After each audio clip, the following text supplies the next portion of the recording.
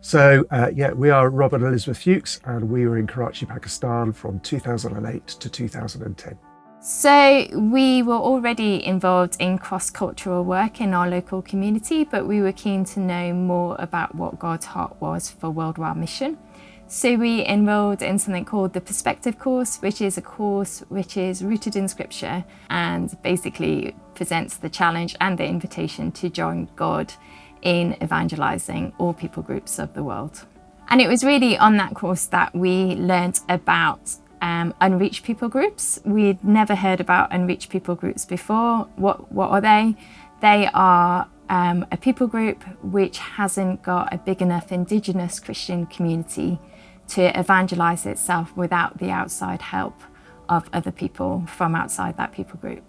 In my calling, I don't think I'd ever really understood or comprehended before taking the course, just that there was a whole world out there that had never actually had the opportunity to hear the good news, have Bible written in its own language, and actually there was a real need to go. So yeah, Perspectives was absolutely key for me.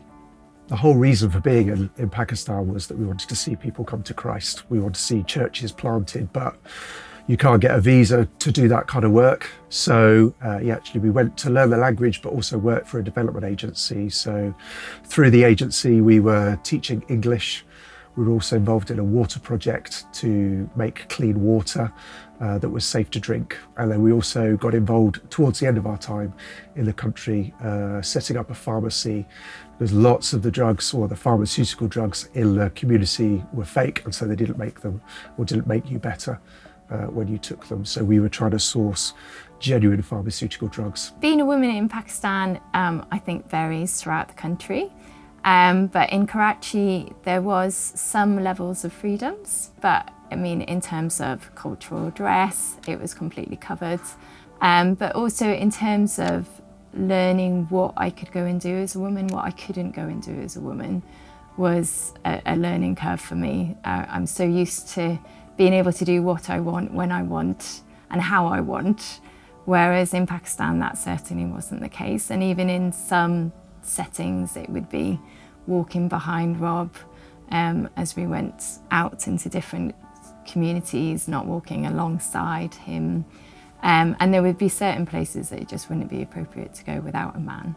I'd love to be able to sit here and say that actually we saw a huge number of people come to know Jesus, that we saw the church planted, that was our hope and dream as we went out, but sadly we didn't see that. However, having said that, we really hope that the conversations we had, the relationships that we developed did plant some seeds in people's lives, and we just trust that in the future someone will come along to nurture those seeds, to water them, that they'll begin to grow, and then ultimately at some point in the future someone or people will come along and see that harvest and see that church planted and God's name glorified in the community that we were working in. So in some ways someone's likened it, and I think it was very true for us, that it's like going into a field that is uncultivated. And some of what we were doing was just removing the rocks, removing the stones, taking out the weeds. It was a preparatory work. I think when we had frustrations or we didn't see people respond to conversations about Christ, then I think we consoled ourselves with, actually, if we're doing nothing more, we are preparing the ground, and our prayers will make a difference as well. I think it's really important and key that you pray in the community, you pray in the land. So prayers here in the UK are equally as important, but there's something about being there that makes a difference. Yeah, I think one of the biggest changes really happened in us. Although we loved living in another culture, that was really enjoyable for us, but it was tough. Language learning was tough, constant illness for myself. We weren't with our family, with the normal things of social networks, and the things that normally give you your identity were gone. And so we were left to cling to the one who never changes, the one who is always dependable. And to be honest, it was liberating. We had a heightened sense of who God was. We had a heightened sense of what his purposes and plans were.